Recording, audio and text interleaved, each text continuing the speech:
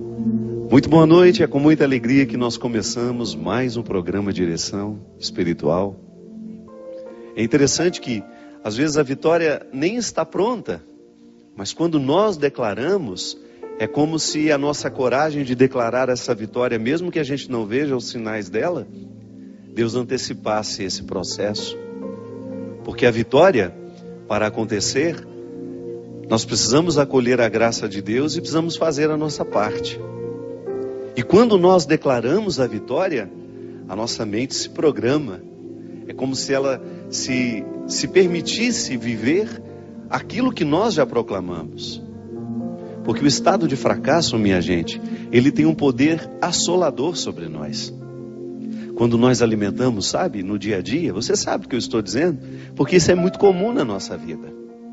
Quando as coisas começam a dar errado, quando não acontecem de acordo com a nossa expectativa, com aquilo que a gente havia planejado, é natural que a gente se sinta, talvez não fracassados, mas a gente se sinta frustrados. A frustração faz parte da vida humana. Mas a frustração, quando ela não é trabalhada para a gente poder superar, né? Porque é natural que a gente se frustre, mas não é natural que a gente permaneça muito tempo frustrado. A gente já falou aqui tantas vezes da capacidade humana de superação, não é? A gente vê tantas pessoas sendo capazes de superar as dificuldades da vida, e a gente se entusiasma a ser capaz também. É a força do testemunho do outro na nossa história. Por isso que é tão bom a gente ouvir o testemunho de alguém que conseguiu, de alguém que passou por dores semelhantes a nossas e foi além, não ficou parado nelas. Na minha pregação, eu peguei o exemplo da Ângela, lá de Maceió, quando eu estava fazendo o show lá em Cajueiro, uma cidade próxima a Maceió, uma cidadezinha pequena, bonita, onde eu tive a oportunidade de estar com aquele povo numa noite tão especial. Antes de subir ao palco, tive a oportunidade de conhecer a Ângela, que foi o testemunho que eu contei no Osana Brasil e que nunca é demais a gente recordar. A Ângela estava preparando com o filho dela a formatura tão esperada daquele menino. Um menino esportista, atleta, que sempre cuidou da saúde, que sempre cuidou de si mesmo. Naquela manhã, tomando café com a mãe, feliz por ter conseguido vencer a vida, vencer todas as dificuldades que são próprias da vida de um estudante. E naquele dia ele celebraria a sua vitória na faculdade, iria se formar. Mas a vida não permitiu que isso acontecesse. Na hora do almoço, quando Ângela voltou, tomou café com o rapaz, foi ao salão, foi preparar-se também, e quando voltou na hora do almoço, encontrou o filho morto dentro do banheiro. Depois de investigar as causas da morte, uma parada cardíaca, um infarto fulminante, tão comum nos jovens de hoje, né? Um menino de 24 anos, que às vezes o problema do coração a gente tem e não sabe. A gente, muitas vezes estamos saudáveis e nos falta uma investigação, um check-upzinho faz bem a todo mundo, a quem tem saúde, sobretudo, também, para a gente poder identificar o que está errado dentro de nós. Infelizmente não deu tempo de descobrir que alguma coisa estava errada no coração daquele menino. Mas o grande testemunho da Ângela foi justamente me dizer, entre lágrimas: Padre, eu sinto muita saudade dele. São 7 meses. Gente, e logo 30 dias depois da morte do filho, morreu também a mãe. Então ela perdeu 2 grandes vínculos. Perdeu o filho, perdeu a mãe. Deixou de ser mãe e deixou de ser filha num espaço de 30 dias. Se a gente for pensar, causas suficientes para que essa mulher pudesse dizer: eu sou uma fracassada, a minha vida não tem mais sentido. E quando ela veio me pedir para rezar por ela, ela não falou nada disso. Ela só me disse que dói demais. E sustentada pela fé que tem na ressurreição, me disse: não tenho nenhuma revolta, Padre. Não fico pensando que Deus foi injusto comigo, não, nada disso me ocorre. O que me ocorre é a saudade. Reze por mim, Padre, para que eu seja capaz de tolerar essa saudade, de colocar dentro do meu coração a vida em ordem. Esse testemunho mexeu comigo, mexeu com muita gente que assistia a nossa palestra no domingo. E nunca é tarde, nunca é demais a gente repetir, e nunca é tarde para a gente reviver. O testemunho de uma pessoa que foi capaz de superar a sua perda, que foi capaz de superar o seu fracasso, e que não permitiu que aquele fracasso se instalasse como um proprietário da alma da gente. Porque o que às vezes acontece é isso. Eu sempre gosto de dizer que se todos os dias a gente não faz uma faxina antes de dormir, sabe, uma faxina espiritual mesmo, emocional, afetiva. Se a gente não faz uma limpeza daquilo que nos poluiu, porque todos os dias a vida nos polui. Com aquilo que acontece, com aquilo que a gente vê que aconteceu na vida do outro, porque nós não somos indiferentes. Se você assiste ao noticiário todos os dias de manhã, você já tem motivos para passar um dia lamentando. Se você assiste aos noticiários da noite, você tem motivos para perder o sono. Mas essa é a postura cristã? Será que a nossa indignação, que nós devemos ter quando a gente vê uma coisa ruim acontecendo, passa em assumir o fracasso que aquele acontecimento nos traz? Não. A indignação não é fracasso. A indignação é a gente se posicionar sabendo que o mundo não tem de ser assim. Não é natural que uma pessoa mate a outra, não é natural que a gente seja injusto, não é natural que a gente vá fazer uma coisa ruim ao outro, como tantas vezes são noticiadas. As notícias, o conteúdo das notícias que nos chegam, estão recheadas de traição, de injustiça, de impunidade, de assassinato, de ódio, roubo. A gente fica indignado porque o mundo não tem de ser assim. Mas qual é o papel dessa indignação? Provocar dentro de nós o desejo de fazer esse mundo ser diferente, então, a partir da parte que nos cabe. Como a Ângela fez. A Ângela, ao sentir a dor de perder um filho e de perder a mãe, ela resolveu recrutar tudo o que a fé havia dado ela ao longo da vida. E resolveu proclamar a vitória, mesmo com o rosto coberto de lágrimas. Aí volta ao início. Quando a gente proclama uma vitória, mesmo sem a gente ter ainda a matéria-prima daquela vitória já nas mãos, a gente dispõe o espírito a não mergulhar no fracasso. É como se a graça de Deus se antecipasse dentro de nós, nos ajudando a compreender aquele momento difícil e nos dando o entendimento de que a vitória chegará. Porque o desafio do que sofre, aquele que está sofrendo hoje, por exemplo, uma perda, pode ser que você esteja me assistindo e você tenha sepultado um ente querido hoje. Pode ser que você tenha visto morrer um amigo, um filho, um pai, uma mãe, um irmão. É assim. Todos os dias alguém está perdendo. Mas a graça de Deus hoje pode lhe visitar, não lhe retirando essa saudade, porque esse é um processo humano. Deus não tem como retirar o que é humano. A saudade é um dom que nós temos dado por Ele. Como é que Ele vai tirar isso de mim? Eu não quero. Eu não quero deixar de sentir saudade das pessoas que eu amo. O que eu quero é que essa saudade se torne leve dentro de mim. Que não seja um fardo para me deprimir, para me amargurar.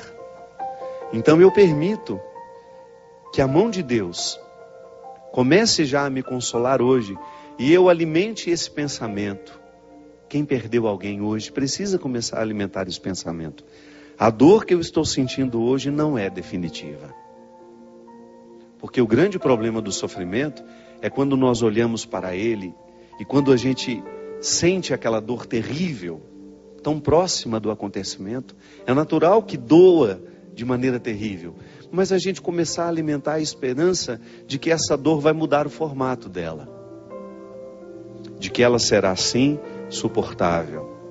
Por mais difícil que nos pareça o dia de hoje, você pode ter certeza que se bem vivido, se vivenciado tudo isso, com fé no coração, deixando-se visitar por essa sabedoria divina de que tudo vai passar, que vai ficar diferente. Esse dia tão terrível hoje pode ser num futuro um dia de aprendizado. Porque é assim que as pessoas crescem. É assim que nós superamos. É assim que nós avançamos. Eu fico pensando, né? Eu tive uma vida muito difícil sempre. A vida na minha casa não é fácil até hoje. Eu tenho muitos motivos para poder desanimar. Tenho muitos. Todos os dias eu tenho motivos para desanimar. Por aquilo que eu não consigo com os meus irmãos, com os meus amigos, com aquilo que eu não consigo comigo mesmo, por aqueles que eu vejo morrer, por aqueles jovens que eu gostaria tanto que estivessem vivendo diferente, mas não. Estão lá perdidos nas drogas, na prostituição socializada, no álcool. Por ver o meu país tão injusto, por ver tantas vezes os nossos governantes fazendo o absolutamente contrário do que deveriam fazer. Deveriam cuidar da gente, mas às vezes saqueiam o cofre público, lá onde nós depositamos os nossos impostos, para que este país seja melhor, para que a gente tenha saúde, para que a gente tenha segurança, para que os nossos filhos tenham uma boa educação. Todos os dias nós temos motivos para desanimar. Todos os dias você também tem motivo para jogar a toalha e dizer, olha, a partir de hoje eu não luto mais. Mas não é assim que se faz gente grande. Não é desistindo que se faz gente grande. E por isso que vale a pena o testemunho, porque você vê que o outro não, que você não está sofrendo sozinho, que isso é humano. Eu gosto de dizer, né? Falo no meu livro, no Quem Me Roubou de Mim, que nós muitas vezes estamos estranhos às questões humanas. Nós estamos ficando estranhos a nós mesmos. Nós estamos estranhos ao sofrimento. Nós estamos estranhos à morte, como se isso não fizesse parte da nossa vida, como se isso não fosse um processo natural da vida. Não pode ser assim. Esse livro aí que está aparecendo, ó, Quem Me Roubou de Mim, além de falar do sequestro da subjetividade, fala justamente dessas perdas que o mundo contemporâneo, que o mundo de hoje está nos trazendo. Prejuízos terríveis. Por quê? Porque a gente não se reflete, a gente não se pensa. E quem não se pensa, vai ter muita dificuldade de pensar a vida com mais amplitude. Porque a maneira como eu me penso, reflete na maneira como eu penso a minha vida. Como eu olho para as pessoas, a maneira como eu me olho, reflete na maneira como eu olho para o outro. Então, esses sofrimentos que fizeram parte de você ao longo deste ano, eles têm que lhe trazer um fruto sim. E se não trouxeram, você pode ficar esperto. Pode ser que você esteja deixando de arrancar deles o aprendizado. Pode ser que você esteja guardando os fracassos na estante, sabe? Sem reciclá-los. Não, fracasso tem que ser reciclado. Aquilo que você lutou, eu posso dizer, encontrei tantas pessoas que passaram pela batalha contra o câncer, ou porque lutaram consigo mesmas, ou porque lutaram com as pessoas mais próximas. Só quem já passou por isso sabe como é difícil. Mas depois que passa, depois que termina, não é verdade? Você olha para o cabelo que voltou a crescer e você identifica que aqueles cabelos representam sonhos. Só quem precisou perder os cabelos para fazer um tratamento de quimioterapia sabe o que é a alegria de vê-los nascendo novamente. Só quem precisou passar pelo mal-estar de uma quimioterapia, de ficar tantas vezes horas e horas dentro de um hospital esperando pelo atendimento, e depois você ver o resultado de que aquilo deu certo, de que o tumor regrediu, ou então a cirurgia que fez, que foi bem sucedida. Então quando renascem os cabelos, ah meu Deus, que respeito nós precisamos ter por esses cabelos que nascem. São mais que cabelos. É o renascimento de sonhos, de esperança, de futuro. É alguém que de alguma forma pode dizer, a vida aqui venceu. E nós continuaremos lutando por essa vida. Porque só quem se viu nesse limite, nesse limiar estreito entre vida e morte, saberá identificar o quão a vida é preciosa. E deixaremos de reclamar menos. Reclamaremos menos. Porque um dia a gente viveu esse limiar e a gente sabe muito bem. Há 3 meses que eu estou lutando, com um problema que eu tive nesse ouvido esquerdo. Há 3 meses eu não sei o que é silêncio. Eu que gosto tanto. Então às vezes eu acho que eu vou ficar louco com um barulho que não termina dentro do meu ouvido. Eu tive uma pequena perda de audição, provocada não sei porquê, sei lá. São tantos os motivos que podem provocar aquilo que eles chamam de surdez súbita. O que é a surdez súbita? Quando você de repente acorda com um barulho no seu ouvido, você vai e faz uma audiometria, que é um exame que mede a audição. Aí eu descobri que eu perdi 3 frequências graves. Nem fazem falta. Poderia viver perfeitamente sem elas. Até o doutor Daniel, que tem me acompanhado, me disse: padre, é um diagnóstico muito bom. Depois outros médicos, amigos meus também, doutor Vianney lá em Petrópolis, que eu tive a oportunidade também de conversar, de passar por ele, fui tão bem atendido por ele. Todo mundo dizendo, o diagnóstico é muito bom. Quando se perde frequências graves, se recupera praticamente tudo novamente. Só uma questão de tempo. Mas o problema, minha gente, não é essa bendita frequência grave que eu perdi, não. O problema é conviver com esse barulho, esse zumbido, dia e noite. Sabe quando você deita para dormir cansado? E você não consegue dormir porque aquele barulho te perturba, te perturba, te perturba. E ontem, graças a Deus, eu tive assim um dia tranquilo. Foi o primeiro dia em que eu posso dizer que o zumbido não ficou o tempo todo. Foi o primeiro dia em que eu tive a oportunidade de voltar a saborear alguns momentos de silêncio. Ele não foi embora, está aqui. Vai, volta, fica baixinho, fica mais alto. Mas ontem, eu vivi um dia inteiro naquele silêncio que eu gosto, que me faz bem. Você não pode imaginar de como eu valorizei aquilo. Você não pode imaginar de como para mim foi gratificante ter a oportunidade de valorizar uma situação que às vezes passa despercebido, porque eu me acostumei com ela. Então, como agora eu estou tendo de conviver com um barulho no meu ouvido, e se Deus quiser, vou dar um jeito de curar isso, ou pelo menos diminuir isso, para eu não ficar louco, senão a gente fica louco, a gente não consegue se concentrar, tudo fica mais penoso, a gente fica mais cansado, menos paciente com as coisas. Então, sabe, quando você experimenta aquilo que antes você tinha e não sabia valorizar. Se Deus me der a graça de ser curado disso, você pode ter certeza que eu nunca mais vou interpretar o silêncio da mesma forma. Porque passar 3 meses com esse barulho o tempo todo no seu ouvido não é brincadeira. Então, quando eu tiver a oportunidade, como eu tive ontem, temporária, mas tive, de voltar a experimentar o silêncio, eu quero saborear aquilo com todas as forças da minha alma. Porque para isso serve o sofrimento. Por isso que eu estou lhe dizendo, o que lhe aborreceu ao longo desse ano? O que foi penoso para você? Eu dei meu testemunho, falei o testemunho da Ângela. A minha história é tão pequenininha, perto de tantos sofrimentos que a gente teve. A gente teve a Célia, nossa amiga aqui, que trabalha conosco, que enfrentou o ano passado, um pouco esse ano também, né, Célia? Ainda na continuidade do tratamento, 2010, 2011, continua em tratamento. A Célia sabe, nós vimos quando os cabelos da Célia caíram e depois vimos a alegria quando nasceram. Está aqui, trabalhando, feliz da vida, levando a mãe dela por onde vai, com amor, com carinho. Mostra a Célia para nós, essa menina tão especial, tão cheia de Deus, que foi um testemunho para nós aqui, para quem esteve ao lado dela. Então, para a gente poder ter o direito de cantar essa música, Hoje Eu Livre Sou, a gente precisa vasculhar tudo o que foi difícil na nossa vida.